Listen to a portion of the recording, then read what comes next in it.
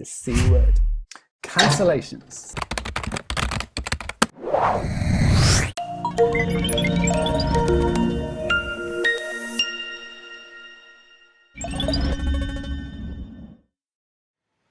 Podcast. We're in season 8.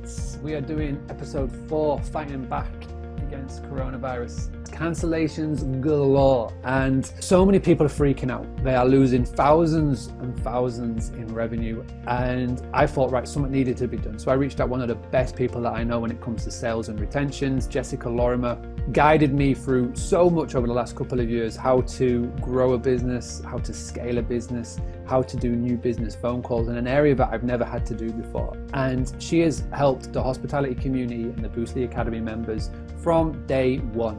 It's been a really difficult couple of weeks for a lot of people, and in all honesty, those of you who are in the hospitality industry, I think, when I started looking at how coronavirus was going to impact our economy, you guys were the only group that I genuinely had sympathy for. So please know that, this is a tough time. You will make it through. It might not feel like that right now. I think the main thing, and we've got a lot of people who are in the Boostly Academy world, who are in the hospitality community. A lot of people have rental properties, so self-catering. And obviously when you've got a bed and breakfast or a hotel, you've got 48, 72-hour window, which is kind of normal. But with rental accommodation, it's different. You can have very strict, which is, a month, or even there's no cancellation. You have to pay the full amount. And I think the balancing act this week has been looking after your business, but not coming off as being a dick, because there is a global pandemic going on right now. What advice, if any, do you have for somebody who is stuck in that predicament? What could you be saying? What could you be doing to keep the guest happy, but also as well looking after you and your business and your cash flow? One is, don't be a dick should always be an integral business rule, because there is nothing that will screw your business quicker, even in a climate like we're in at the moment, which is relatively unsteady and uncertain in terms of travel and things like that, than behaving badly. Because what happens is that when business owners generate goodwill from customers will be loyal, they'll be patient, they will try and come to negotiated resolution. When we behave like a bit of a pillock, what happens is customers walk away, and the average unhappy customer will tell 10 other people about a bad experience. But the average person who's happy with an experience will probably tell between 1 and 3. So you've actually got a huge increase if you let yourself get super stressed out by the situation. And whilst it's normal to be stressed in the current environment, cancellations, they don't have to be the be all and end all. Okay, so if you've already got T's and C's, the key thing that we need people to understand when we're dealing with them as customers is that we don't want to be a dick in this situation, but we also want them to understand our point of view. And sales is a lot about what I call mutually beneficial relationships. If you've ever worked in sales, you will have heard that phrase so many times it will drive you crazy. But as human beings, we are programmed to try and generate mutually beneficial relationships based on reciprocity. So what we want to be saying to customers is, look, I completely understand the predicament that you're in, and I completely understand why you would need to change this booking. And the language here is really important. Change as opposed to cancel, because we are prepping them for what is to come. Okay? So the immediate thing we do is we empathize. I completely understand why you would need to change this. I want to be transparent with you, because again, this breeds trust. I want to be transparent with you. The terms and conditions that you signed state that.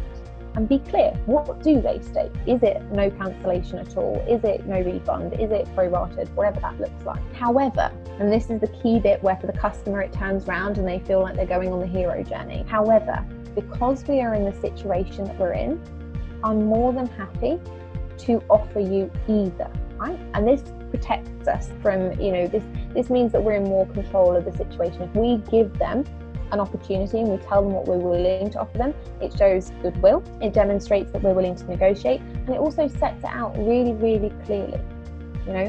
We have these terms and conditions, we're willing to negotiate on them for you, and this is what we're willing to put out there. And so you might say, however, because of the situation that we're currently in, I'm more than happy to either offer you a change of dates including, some of our premium times or whatever, or alternatively, a credit for X when you do come and use your stay, or you could offer them a pro-rata refund, however you want to do that. And then say to them, I'm willing to work on this solution with you. It would be best, in order for us to do that, to meet either on Zoom or on the phone if one of these solutions does not meet your need. If it does, just hit reply, tell us which option you would prefer, and we'll arrange that for you. And that just makes it really, really clear. What are you willing to do? How are you willing to build the relationship with them and save that relationship that you've already built with them? And if the offers that you make aren't preferable, then you're willing to talk, you're willing to have an actual conversation about what can be done. When you get on that conversation on the phone, if it comes to that, the important thing to know is that they are also human. They're going to be really stressed out. They're going to be really hacked off that they might not get money back. People might not be insured. They might have other worries. A lot of people at the moment are seeing a lot in the media. They're very afraid.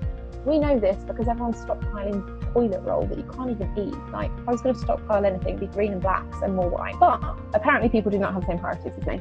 Which is really, I guess, because otherwise we'd all be like raging alcoholics with chocolate issues. But, when you get on the phone, the important thing to know is that they are coming from that place of fear. And that they are just like you. They have the same fears. They are worried about money. They're worried about their families. They're worried about what's going to happen. And it's quite likely that they'll have had bad customer experiences with other things. So other people will have treated them badly, and you will now be expected to potentially bear the brunt of that. Come to the conversation knowing that. It will make you much more empathetic, okay? And that's what they want. They want to be heard. Ultimately, when we're scared, when we're afraid, when we're frustrated, we need the opportunity to vent. So when you come to that conversation, the important thing to say is right at the beginning of the call that my job here is to find an amicable solution for us both, or a mutually beneficial resolution. So please, why don't you tell me what's going on with you and what your ideal outcome would be. Give them 5 to 10 minutes to vent.